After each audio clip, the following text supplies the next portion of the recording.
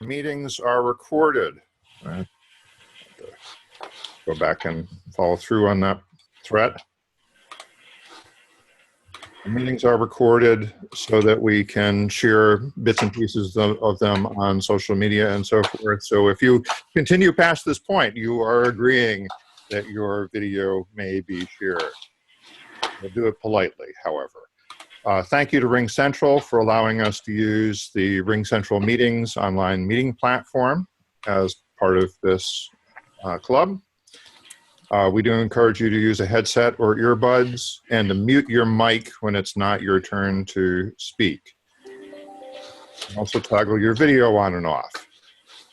We encourage you to know your way around the screen, including how to switch between the speaker view and the gallery view, and to pin the video when necessary. Try and keep on time. And our timer will explain how every week we do it a little bit differently, but we usually try and give you an audible signal if you're not able to see the green, yellow, red indicators, which can be complicated when the screens are shifting around automatically. I don't think we have any guests to announce this to, but our role is we encourage you to come to at least 2 meetings as a guest and then make a 1 to 2 minute speech about why you want to join. If you don't have at least 6 CC speeches under your belt, the officers have to waive that requirement if you make a good case for why you would also be a good member of the club. With that, I would like to pass the meeting over to our Toastmaster of the day, Carol. And I am giving you the host controls so that you can silence all as necessary, Carol.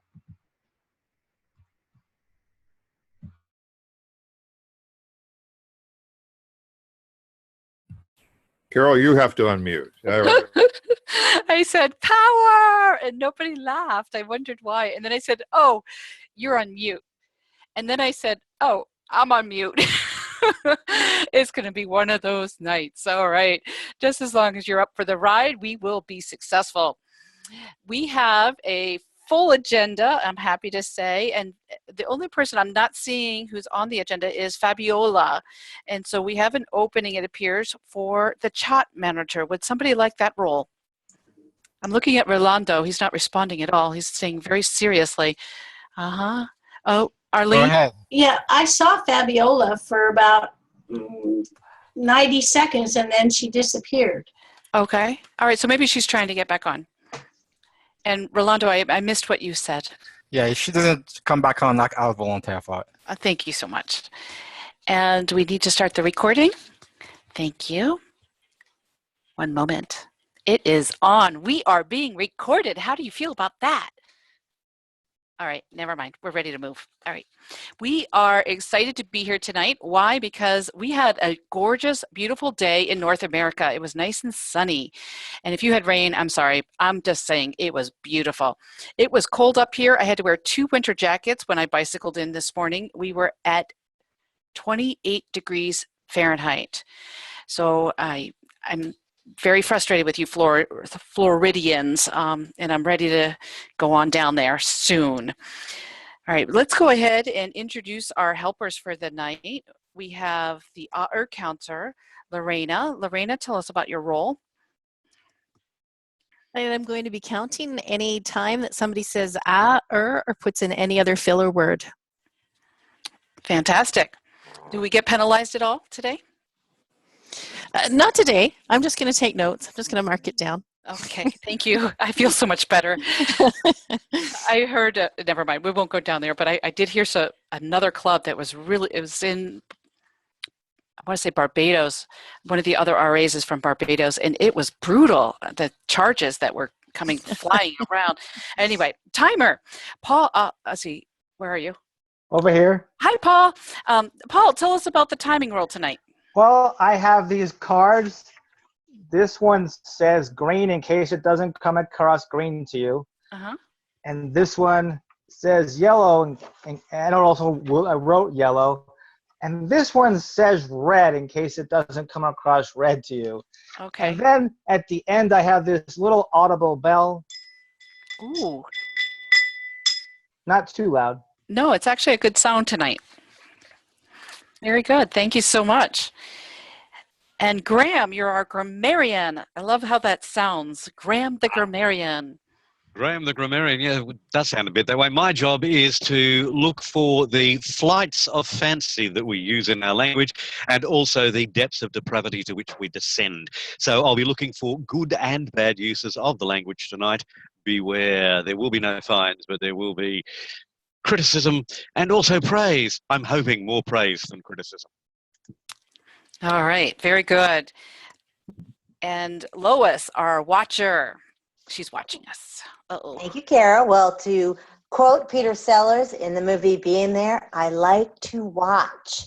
I will be watching all of you, and many of you will just receive a little note or a chat item privately, and at the end, I'll give a 1-minute report on the overall sites. And I will be watching because I like to watch. Awesome, awesome, awesome. Fabiola, you made it.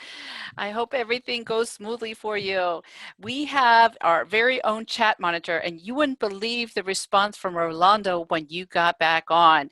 He said, oh, she's on, because I had recruited him to be a chat monitor in the event you weren't able to make it. So Fabiola, tell us about what is a chat monitor? Well, I will be looking at the chat and see if anybody has comments and also need help. And so I will be looking for that. Mm-hmm. Okay, very good. Thank you. And now we're ready to get on to our speech portion. But before I do, I have a quiz. I sent out an email, and in there I mentioned OP and Skokie.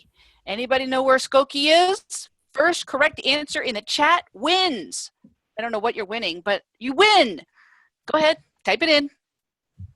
Ah, nobody said Oklahoma, huh? I was convinced it was Oklahoma. Yeah, a lot of Illinois. It is Illinois, and so Lois, you win. I don't know what you win. Do we have a prize for Lois? No prize? Aw. We're going to figure out what a prize will be, Lois. And I'm coming down there, so I'm going to see you, right? Are you going to go to whatever the district training is? I will get you a prize. I'll make sure it happens. Maybe, you will be my prize, Carol. How's that sound? And maybe I'll get you a gift from Illinois. There really is a place called Skokie. I thought it was just in like some novel or something. Anyway, please join me. We have a speaker tonight, a fantastic speaker who's going to entertain us. Actually, I need to introduce our evaluator, Phyllis. Phyllis, what is John's speech all about? What is this project tonight? Phyllis. Well, thank you, Carol. Tonight he is working from the entertaining manual, and he's doing project 1 called the entertaining speech. And according to my second monitor, he's to entertain the audience in 5 to 7 minutes, relating a personal experience. So that ought to really be good. I'm to pay particular attention to the structure of his talk. And though it's not supposed to be rigidly organized, it should at least have some readily apparent organization. So I'll be looking for an opening, a body, and a close. Sounds good to me. Back to you, Madam Toastmaster. Well, thank you, Phyllis. Please join me in welcoming John Quick with his speech, A Visit to Jurong Frog Farm. A visit to Jurong Farm. Oh, yeah. John, if you don't make that mistake, I will be so pleased with you. But it's a visit to Jurong Frog Farm. John Quick. Okay, thank you, Toastmaster. Going to test out this view tonight.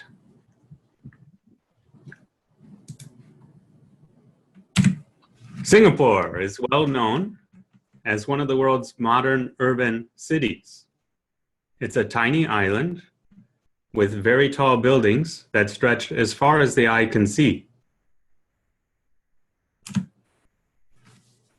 Apparently, the eye cannot see that far. If you travel to the western outskirts of Singapore, you'll actually find quite a bit of undeveloped space. It's here at the very edge of the island that you'll find the Jurong Frog Farm, just a frog's tongue away from Malaysia. Come along with me as I reminisce about my trip to the Jurong Frog Farm. When you enter the frog farm, you're taken aback by stunning wall art that features cartoon frogs.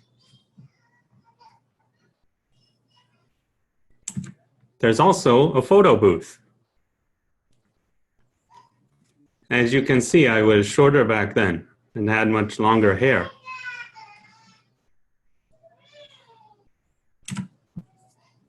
By the way, whose favorite animal is the frog?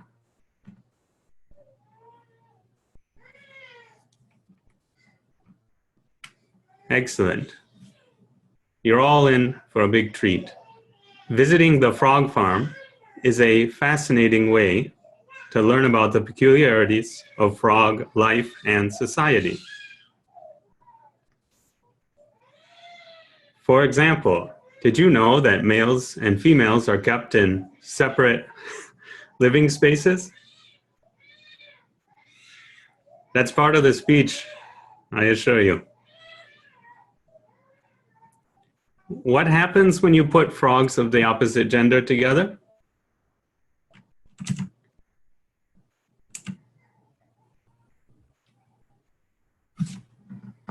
You create billions, if not dozens, of new frogs. However, what happens when you put frogs of the same gender together? Here we have two males. The one on top is thinking, I am the strongest, I am the strongest, I am the strongest.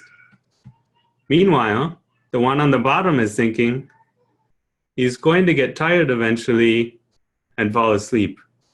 Then I'm going to sneak over to the ladies' camp. And that's evolution at work. The farm is home to thousands, if not dozens, of frogs, including several famous celebrity frogs. For instance, Darlai's Greenbeard, the one-eyed pirate frog of the Seven Bonds. And here's Frogzilla, destroyer of ponds. Rumor has it that Singapore's armed forces were originally conscripted in the 1960s for the explicit purpose of subduing the Frogzilla menace.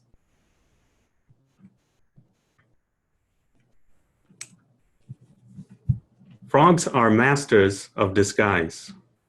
Did you know that they can completely flatten their bodies to avoid predators? Look at this one. He's as thin as a pancake. Be careful next time you go camping. You wake up one morning, roll out of your tent, fire up your portable stovetop, pour out the batter. You look away just for a second to enjoy the scenery. You look back down to flip your pancake. Next thing you know, your breakfast is off hopping into the woods. Now that you're hungry, it's a good time to mention that Jurong Frog Farm will make you lunch right there on site. Guess what's on the menu? That was the only time I ate frog. People always say that they taste like chicken, but I would not say that is quite true. The texture is a bit more aquatic. Therefore, I would say it's more like when you mate a chicken with a fish, you get a frog.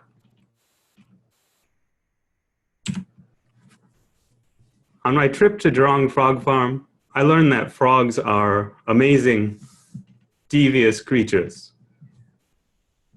After sharing this experience with me, I hope you'll agree.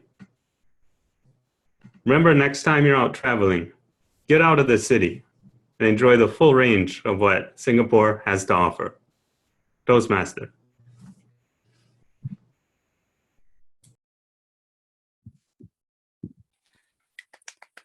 Yay. John, oh, wow. I was ready to, I'm a little concerned about that one frog walking away with your pancake, but wow, what a great discussion. I was in Malaysia, which is right next to Singapore, and we hung out with a lot of turtles in Malaysia, but I felt the synergy and the connection with you. Thank you for sharing your story. All right, at this point, we don't have a second speaker, and I was hearing some things online. I guess I got a little confused. So if I make a mistake, just jump in here and just tell me otherwise, but I can't read and talk at the same time. So I'm just going to move on and present to you our table topics master, which is Andy Byrne. Andy, we look forward to our table topics tonight. Carol, do we want to try and do a short 5-minute speech with everybody before we get into table topics, or just do extra table topics? No, that's what we meant to do. I don't know if you picked up on it, but I'm being the absent-minded professor tonight. Am I doing okay? You're doing great. Okay. All right. Yes, please, Lois. Thank you. Okay. So basically the way this is going to work is I'm going to look at my screen and I'm going to pick every other person, and you will have a number from 1 to 5. We're going to tell a story, and you have 1 minute. Paul, as the timer, as soon as they hit that 1 minute, ring the bell, and wherever you are in your speech, you have to stop, and the next person goes right into it. And we are going to do a 5-minute story that hopefully is going to have some nice transitions and get us to an ending point. And Lou will be coming back and evaluating all the speakers to see if they were able to do a good transition, whether or not they were giving us imagery, and how we all work together without having any idea of what we were doing. Does that sound good? All right, so here is the speaking order. Kim, you are number 1. Lorena, you are number 2. Rolanda, you are number 3. Paul, can you do a timer and be a speaker? Otherwise, I'll skip you. It's up to you. Go ahead and skip me. Okay, Mahi, then you are number 4, and number 5 will be Phyllis. So literally, Paul, as soon as they hit the 1 minute, ring the bell, they'll stop, the next person goes in. Here is your topic. And Kim, when you start, that's when it's all going to begin. I was looking to sell my house. I was looking to sell my house because, frankly, the frog infestation was really getting to me. There were too many frogs around my house, and I have had enough. I couldn't go outside. I couldn't make pancakes, and the frogs make a lot of noise. And do you know what frogs do when frogs get together? Yes, they made tadpoles. So I had to explain the birds and the bees to my children using tadpoles instead. It was wrong on so many levels. So I needed to sell my house. Ladies and gentlemen, so I called my realtor. And do you know what his name was? Bull D. Frog. How crazy is that I would get a realtor named Frog to sell my frog house? But yes, indeed, that was who I had.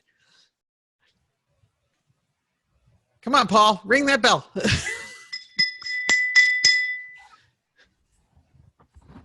So I called Boldy Frog and asked him to come out and check out my house to find out how much it was worth, because of course he had to appraise it before he was able to put it on the market.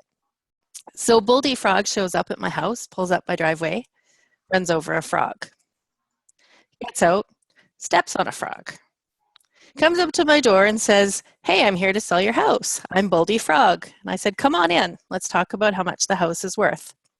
So he starts coming in and trying to tell me about what the house might be worth and what we can ask for it. And all he can do is say, "What's that noise? What's that noise?" And I can say, "Well, it's frogs. It's all the frogs." And so Boldy Frog looks around and he says, "I'm not so sure I can sell your house. There's too many frogs here, and I think you might have to do something with the frogs before you can sell your house." So next up, I had to figure out what to do about the frogs before I could sell the house. And so then I decided to call my friend. Guess what my friend does?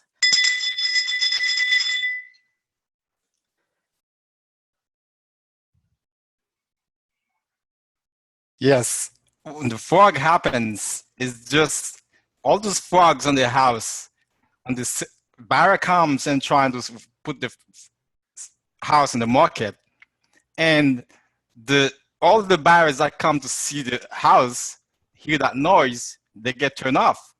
Therefore, the house could never be sold.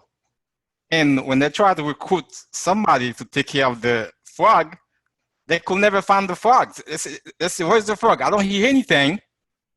But every time that the realtor is gone, or the buyers or the curator is gone, they can find the frog. So what happens was, every time somebody needs to mute, every time the realtor comes in and say, well, now before I show him of my house, I'm gonna have to look at to see what's available on the market, because you told me that the houses that my house could be sold for this.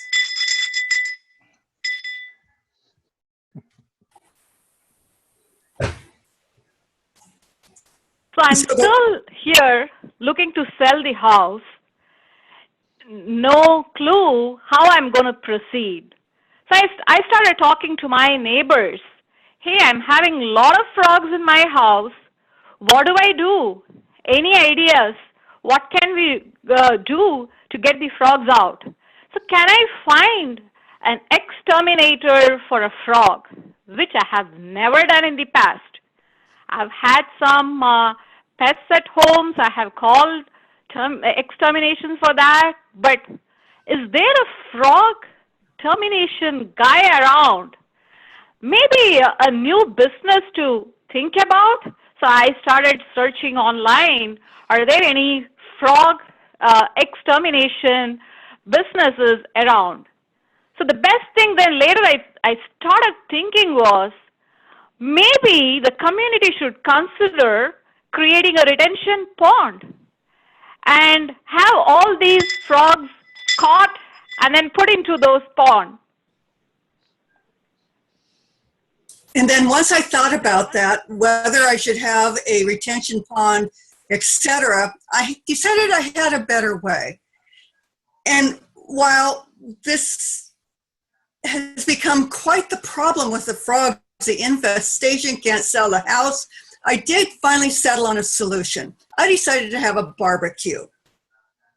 What frogs were put into the pot came out, and they became such a delicacy that I was able to turn the house into a restaurant, a French restaurant, because we all know those Frenchies love frog legs. And I was able not only to pay for my house and the restaurant, but I made a tidy profit. And I was able to buy a house in Alaska where there are no frickin' frogs. Back to you, Madam Toastmaster. Lois, do you want to wrap that up? No, I just want to say it was a lot of fun watching this, and Phyllis, I can't wait to hear Lou's evaluation. I would have taken it with snakes to get rid of the frogs. I was going through the whole evolutionary chain, but I liked your idea. Thank you, Madam Toastmaster. I went with jambalaya in my head, so I was thinking New Orleans or something like that with frog legs. Anyway, let's see where Lou takes us.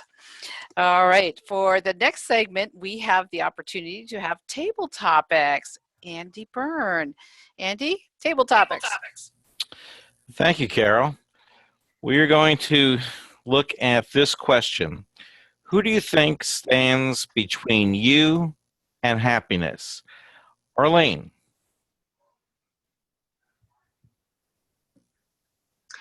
Nobody stands between me and happiness. I think I'm happy every day. I think I'm happy too much, actually. I can't remember when I was unhappy. It's been a long time since I've been unhappy. That was my first husband. Maybe that was unhappy. Which brings me to off the subject of being unhappy, but one of the happy times when I was unhappy with this first husband was we went to a flea market and there were these rabbits, and we bought a male rabbit and a female rabbit, and when we were walking away, the man at the booth there, he gave us his card. And his last name was R-A-P-E-R. Now, I don't know how you say that, but in my brain, it was Reverend Raper. And that's what I named the male rabbit. And you were talking about frogs multiplying. I have to tell you, at some point, I had 120 rabbits. I couldn't kill them fast enough. I had a little business where I was selling them all dressed and packaged. And so you have to make good with bad. I was unhappy, but I was also happy bringing in the money from all those rabbits. Back to you. Andy, where are you? Oh, there you are. I'm right over here. Graham, what is the simplest truth you can express in words? The simplest truth that can be expressed in words is that there is nobody standing between you and happiness except you. We live in a society where we are expected to meet societal norms. We live in a society where we are expected to put our shoulder to the grindstone and to work, and then make enough money so that we can then retire and then not have to work so much. And that's all fine. That's all dandy. But if you allow yourself to get in the way of your happiness, then you can't blame work for you being unhappy. You can't blame the fact that you haven't got enough money for being unhappy. The only person that is stopping you from being happy is yourself. The only thing that is stopping you from achieving your goals is yourself. Love yourself, love those around you, be happy with yourself, don't get in your own way. Mr. Topics Master. Thank you very much, Graham. Lois, what gives your life meaning? Thank you, Mr. Topic Master. What gives my life meaning is my family. It's who I am, it's where I want to be, and it's the joy and the most happy that I can be at any one time. Having a new grandson just absolutely lights up my life. Between my parents, they are 200 years old. That's certainly a challenge to work with.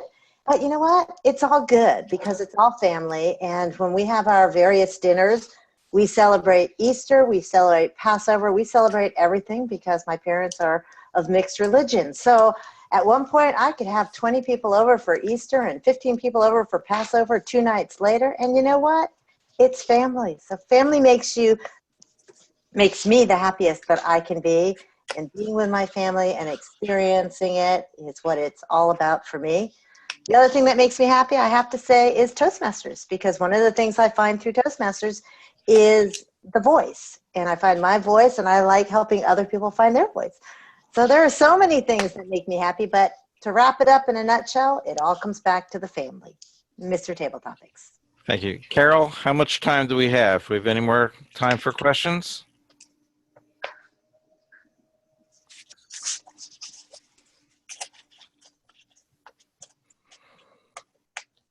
I'm live according to this. Yeah, keep going. Jane and Deborah they don't have a role tonight, so maybe you want to ask them a question. Okay, Deborah, this one's for you.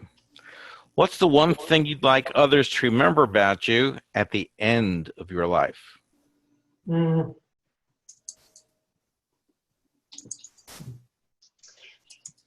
Thank you. Thank you, Andy, for that wonderful question. It's funny because as you become more seasoned in life, you start thinking about that. When you're younger, you just float along and you don't think about what you're going to do. Anyway, the entire thing that I base mine on is integrity and giving back. I've been fortunate to overcome obstacles that many have never been able to do like I have. And just every single day for me is such a gift, that I'm alive, I'm breathing, and I'm on this planet to experience it. So with that, it's giving back as much as I can whenever I can, and just truly enjoying life and sharing that with everyone else to just live and love and have fun as we learn together. And I stuck that. Then do I still? There it is. Thanks. Jane Lally, Is there such a thing as perfect? Thank you, Topics Master. Perfection. How many of us are driven crazy by striving for perfection? There is no such thing as perfection because we always want to go one better. For example, we buy the best car we can for the budget we have, but we're never happy. We still look at the one that our neighbour has. We are never happy. We always think the grass is greener on the other side. I hope we always want to be better and we strive for perfection. And it's that striving, it's that desire to be the best you can that makes us great human beings. But we shouldn't drive ourselves crazy because no, we never can totally reach perfection. Topics Master. Thank you very much, Toastmaster Jane Lally. Carol, I think that we're just about done and we should move on to our evaluations or wherever else you want to go. I want to go to Florida. Oh, not today, huh? It was beautiful today. I know, but I'm here. I'm here in Michigan. All right. So our next portion of the meeting is the evaluation portion. I'd like to introduce Arlene Jamie. Oh, Amy. Excuse me. I'll get it. It's the Spanish pronunciation. Arlene is next. Yay, Arlene. Thank you. This is the evaluation portion of the meeting. It's very important. It's one of the most important things for growing and learning from our mistakes and learning from what we do good and learning from each other. So we're going to start with the evaluator for the first speaker. That would be Phyllis Harmon, who will be evaluating John Quick. Thank you, Madam General Evaluator. Today, just as a reminder, John was working from the Entertaining Speech Manual, and he's doing the first speech in that. He was to entertain us with a 5 to 7 minute talk about a personal experience. He was also to not make it totally structured, but have some kind of a structure. So I was looking for an opening, a body, and a conclusion. John, you started out with slides. Thank you for letting us know ahead of time that this is going to be a travel log, which it ended up being. And I really appreciate that because I love travel logs. I like the graphics. I liked your pictures. I don't know whether those are pictures that you took. You never disclosed that to us. I would really have liked to have known that. The picture of the human, I'm not sure fully that was you. It wore a dress. That could have been you. I didn't want to go down that road. Great humor in there. It was some of it was a little dry. I like that it was just a frog tongue away from Kuala Lumpur. Very nicely done. Great visuals, as I said. You kept saying billions, if not hundreds, thousands, if not dozens. I wasn't sure. That threw me off a little bit because typically what we see is people read from left to right, which means it perhaps should have been hundreds, if not billions. So I'm thinking that you did that purposefully just to give us a little bit of a twist on real life. You had some interesting noise in the background. If I had been you, I would have said the frogs are awake and can you hear their chiming in the background? Just something to roll in the child's voice. We would have all gotten quite a chuckle out of that, I do believe. Even as a travel log, if you watch travel logs at all, you find that the narrators have a lot of vocal variety. There were some great points in here where you could have gone from your measured pace into a little bit more fast or a little bit more slow, a little bit high, a little bit low. It would have added a lot of interest to this particular speech, especially when you were talking about the big frog. You get the idea. I liked the travelogue. I wish I had gone to the frog farm when I was in Kuala Lumpur, since it was only a frog tongue away. Thank you for your speech. Back to you, Madam General Evaluator.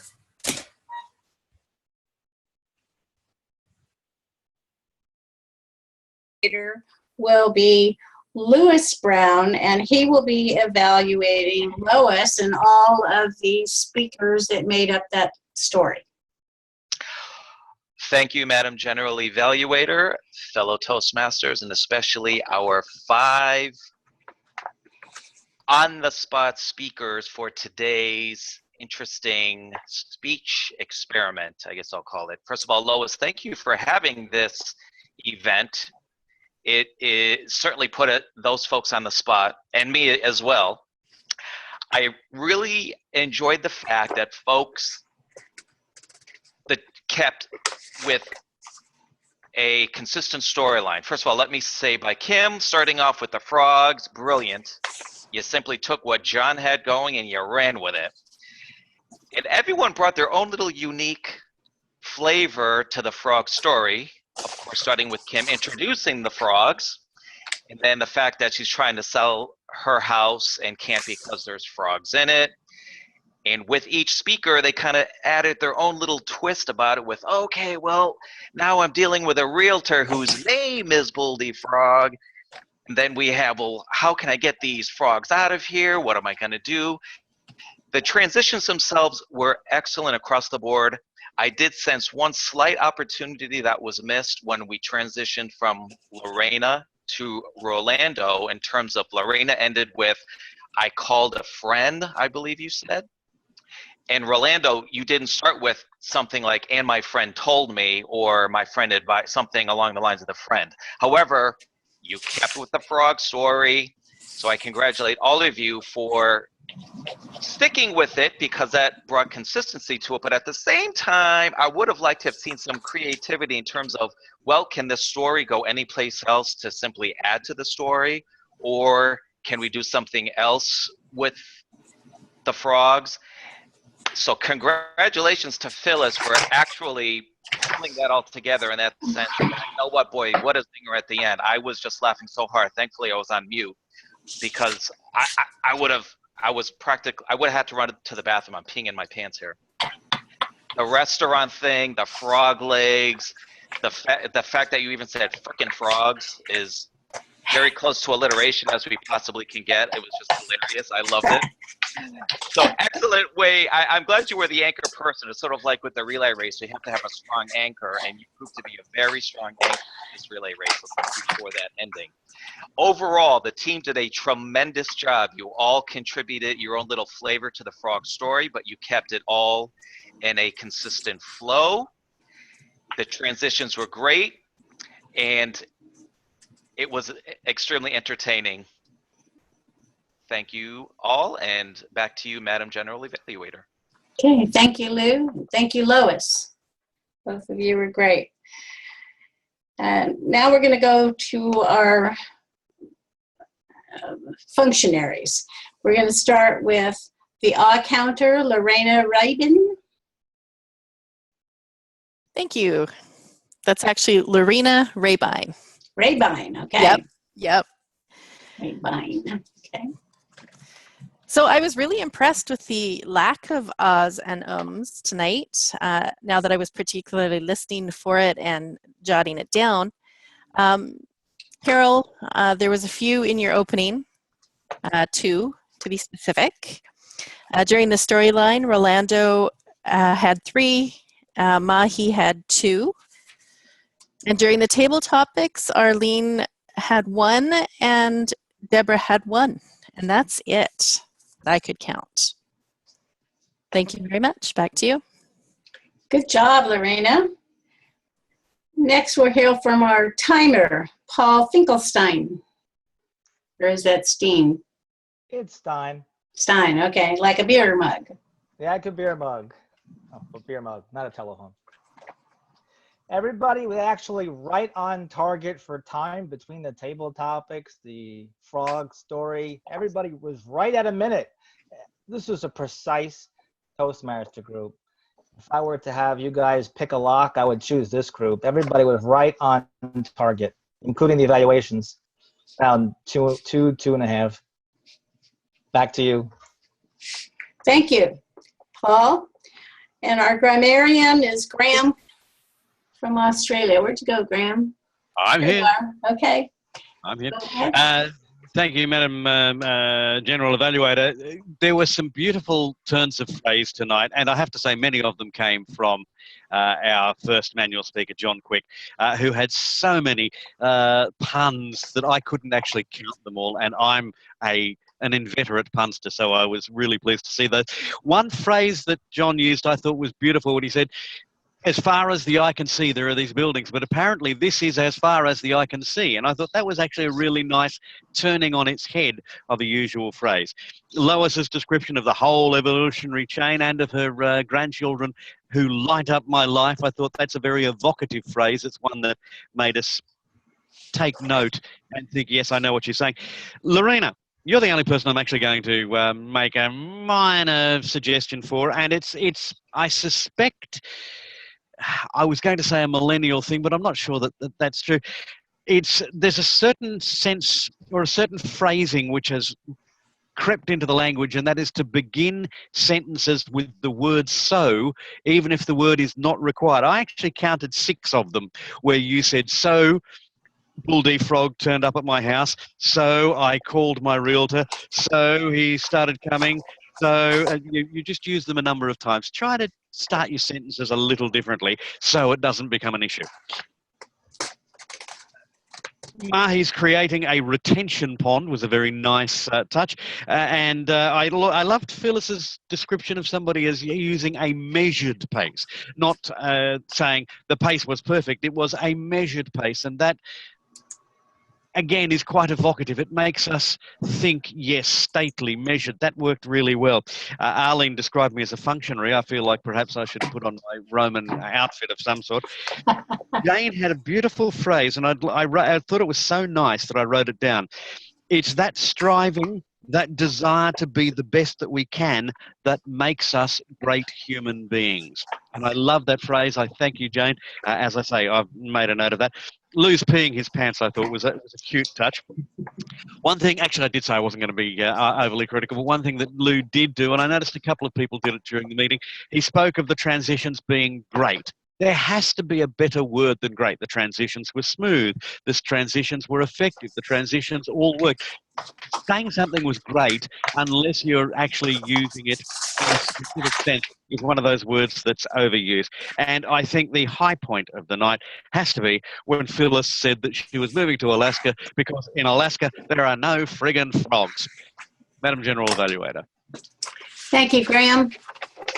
And finally, our last functionary, it's the only word I could think of off the top of my head. I love it. Is the chat monitor, Fabiola. And I don't see her right now. Where did she go? Yeah, she had to leave. Junior Evaluator, this is Orlando filling in for her. Okay. Yes. So you're going to be the chat monitor? Yes. Okay. All right. Yes, everyone, I was watching the chat. It seems like everyone was communicating well. People was advising other people. I even got a chat to fix my camera, which was a little bit too high. And a lot of people was talking, they're sending condolences to Mahi, which I thought was a great thing to do. And overall, I mean, everybody was talking to each other and we were communicating, and which is the way to go so we can improve. Madam General Evaluator. Thank you, Rolando. And I almost forgot. Thank you for reminding me, Lois, the watcher. She's been watching. That should come with a little spooky song. I know, right? Thank you, Madam General Evaluator. This is a fun role. I have not had this one before. Arlene, you have a beautiful smile. As soon as you start, you just light up. I understand why you said that you are always happy. I also like the fact that when you do the gavel, you make it really high up here so we all see it ready to go. Paul, the same with you when you were doing the bell. We could all see the bell up here, knew it was coming, coming, coming, coming. There it is. I am, or chat with a few people to tell them to center their cameras. What we're seeing quite a bit of is this or this, and no one really wants to see that part of you. They want to see the center. Some of you are actually down here a little bit, needed to come up. There are some that are rocking back and forth, and that can be distracting, but it's not very often that you do that.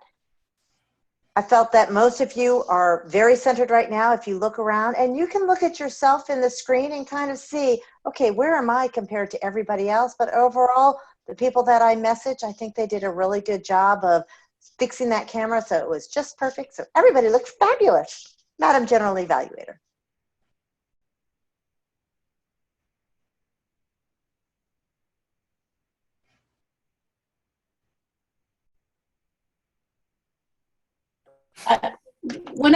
When John started out, because it wasn't a screen share, his PowerPoint behind him was quite big and he was so tiny. And then I remembered to put it on speaker view. Did you all remember to do that?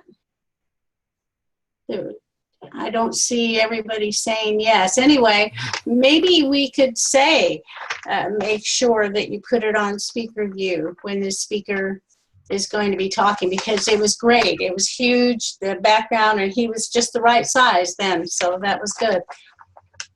I'll try to remember when I do mine to put it on speaker view, because it'll be really small otherwise.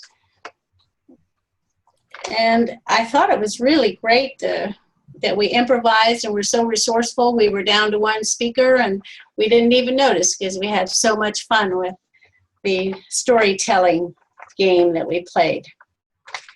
And that's about it. It was a fun meeting. Everybody looks good. Everybody did a good job. We didn't hear very much from David Carr today. Next week he's going to be... But the hangout, I shared some snapshots on Twitter, including. I know, I saw mine. Yes, yeah. I saw me on my. I'm going to be famous on Twitter. You don't give me a job, I get into mischief. I make the stupidest faces. What were you going to say, Paul? Were you going to say something? No. Okay. All right. So then I'll just hand this meeting right back over to Carol, our Toastmaster for tonight. Thank you, Arlene. Beautiful job. I don't have a lot to add at this point. We're ending really early. Is that a good thing? Shall we go celebrate with a margarita? Celebrate, Well, one thing I did forget to mention was that there were only 16 of us, and we had a really good meeting for only just having 16. I'm done now. I've had a great meeting with 3, but that's a whole nother story. Arlene, I want to apologize because at one point I had muted you. You had some background noise and I didn't unmute you when it came time for your general evaluation. So some people were trying to communicate to you saying, hey, you're muted. And I was able to unmute you fairly quickly, but that's what happened. In case the rest of you were wondering, it was me. Go ahead, David. Well, since we are wrapping up a few minutes early, and I don't think that's necessarily a bad thing. Mm-hmm. People join Toastmasters because they're afraid of speaking, and then you can't shut them up. But we actually, if we're finishing early, that's not a bad thing. But do people have other things about the business of the club or how we are operating that they want to bring up, critique, comment on? I see a hand from Phyllis. When are we doing the elections, or have we done those and I just missed it? That was at the last meeting. So okay. The manual says first meeting of the month, so of May, so that's what we did. Okay, and those got put out on Toastmasters International? I don't know. See, who is our secretary? Is that Carol? Yeah. So if you haven't already done that, I guess log. The only change is Graham will be taking. Oh, that's right. Taking over from Paul as VPPR, but otherwise it's the same roster. Yeah, but that doesn't take effect until July 1st, right? That's correct. But I think you can file it. No, not yet. I don't think you can until the 1st of June. I think Carol's right. Okay. Just All a right. reminder that we need to look up. Thank you. All right. I should defer to people who actually know what they're doing. No, you know what you're doing. Lou I'm Brown. only holding the cat up, by the way, because her tail was in the middle of the screen, and I figured you'd need to know that. Don't have stretch. Right. Lou? I think it would be awesome if Paul could do a Twitter educational segment. I'm actually fairly new to Twitter, so I've been sort of winging it, and I think I got it. But when you just said you put, I think it was Arlene's picture on there or someone else's, I'm trying to use my mobile app to find stuff, and I'm not really being successful. So could we have an educational moment perhaps at a future meeting? Paul, would you do the pleasure? You seem to be the expert. So. I thought it was David. Or David. I have to post them for this meeting. Paul and I David's good doing too. This thing about social media is everybody gets to be an expert. It's how loudly you brag about being an expert. That's what the contest is. But there are a couple of things that I shared in the chat. If you can actually click the links to find those items. But Paul came up with the hashtag. So it's the hash or pound symbol OP chat. So you would find a bunch of things that he has posted and I posted from previous meetings under that hashtag. So the hashtag is basically just a keyword that you can click on to see all the related posts on that topic. Carol. Oh, so I see that the pictures you put are under your personal Twitter account, not under online presenters. That's correct. That's the way I did this. Okay. I think Paul has been tweeting stuff. Well, Paul often tweets stuff as online presenters, and then he likes it and shares it as himself. so if you develop a little bit of multiple personality disorder, you can actually have more volume on social media. This is one of the deep dark secrets. Carol Prohensky. I wanted to get back to you. I did hear from Christian Nugget from Toastmasters International about, he's the treasurer, about the EIN number. And he apologized for his delay and he thanks us for our patience. Unfortunately, the banking situation will remain the same. Being assigned an EIN number is not an option because online clubs do not have, okay, we already know this. And I thought we did a great job in communicating to him and to Toastmasters on why we need an EIN number. What he suggests is that the recommendations made from our Treasury and Compliance team are the recommendations made from our Treasury and Compliance team are to have a personal checking account open that is only used for the club funds and statements, and it can be audited or monitored by other club members. Another option is to have the members front the cost of a certain expenses and be reimbursed by the club members using services such as PayPal. Let me check to see if my credit union will allow me to open a separate personal account and flow it into that. It will just move the balance into that. I guess that seems to be the cleanest thing available to us.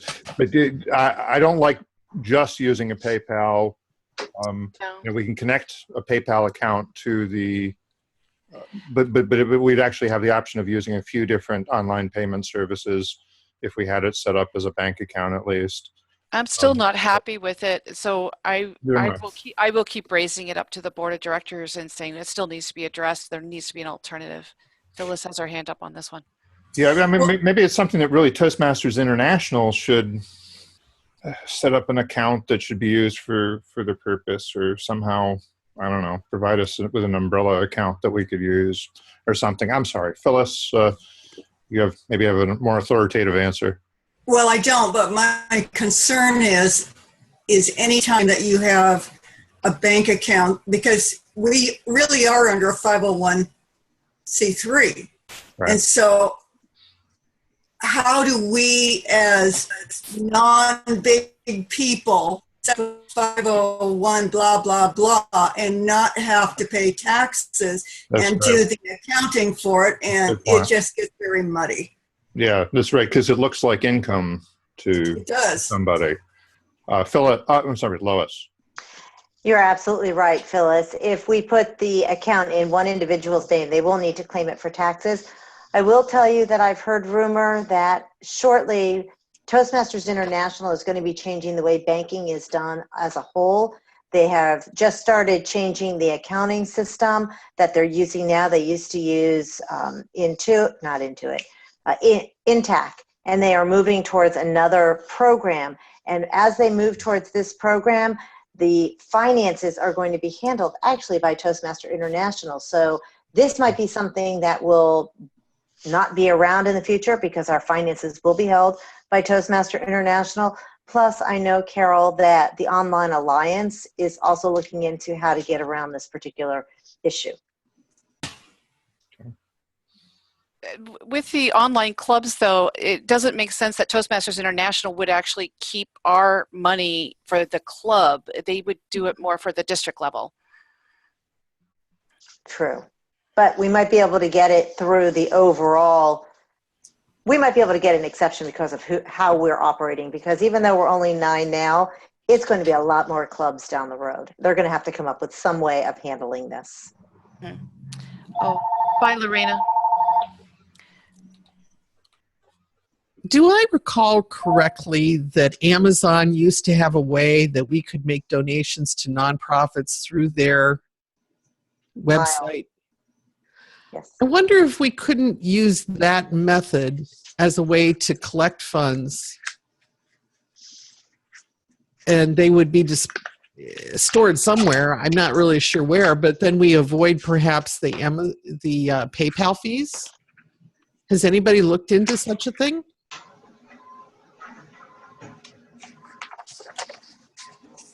And when you make a purchase, then they give a small donation to the charity of your choice. But I don't think they collect funds on behalf of charities other than that. Could somebody put up something that be a membership in a Toastmasters club and collect the funds that way? But it's like a commission on every sale. It's not. It's I a see. way of doing direct donations that I'm aware of. Maybe there's some other program that I'm not familiar with. Arlene? Yes, how do districts do it? Do they have an EIN number? The reason I ask is because when the district collects money for the conferences, it says that it's a donation. Districts do indeed have EIN numbers, and so it is a donation to the district. The conferences are not a donation at all. I mean, you can have donations to the district as external money coming in as a gift, but the conferences are considered with revenue and expenses as any profit and loss statement would have. But it says right there that it's a donation. It doesn't. It should not say that. I'm sorry, Andy Byrne, you had something to add? Yes, David. Just as the district has an EIN number, each land-based or physical club has an EIN number. Right. So it's true that both have EIN numbers. Okay. That's no problem for us. Let me just take a moment. We've had a few people drop off because we actually have been wandering off on other topics. But just, is anybody like to volunteer to be Toastmaster of the Day for next week? We don't currently have one. And we have a bunch of other roles open as well. We have a special guest next week, right? Well, I'm the special guest. I'm doing a workshop on the WordPress for Toastmasters software, which was partly because we couldn't find a good extra night for all the officers to get together. So I'm doing it in the context of the meeting, and I am. It may be somewhat of a recruiting opportunity for us because I'm trying to invite people in who want to learn about the software or land-based clubs as well, that they can attend as a guest and would be able to answer questions in this context. But so I'm hogging, a half hour of the meeting, but then hopefully we'll have time for table topics and some other things. Dave, this is Lou. I'll take Toastmaster. Okay, terrific. And I have to leave, so goodbye, everyone. See you next week. Good night. Excellent. I will not be able to attend next week. I'll be traveling. Okay. And I'm probably going to miss the meeting after that as well. But then I'm going to be in Florida. All right. We're properly warned. Timer is taken by John Quick. Our counter, watcher, chat monitor, grammarian, we're all open. Anybody right now, or anybody want to step in to be my evaluator? Who's going to keep me honest next week? Okay, I'll do it. That's Paul? Yes. All right. Okay, well, we'll nag people more online to fill the roles that remain open. Any other volunteers right now? David, I'll take general evaluator. This is Lois. Fantastic. I feel like I'm on Jeopardy. I'll take. Absolutely. I'll be the watcher. Okay. All right. Oh, let's see. We have a watcher, I guess. Oh, I'll be the chat monitor. All right. Very good. This is Phyllis. I can be a grammarian if you need one. Grammarian? If not, yeah. Okay.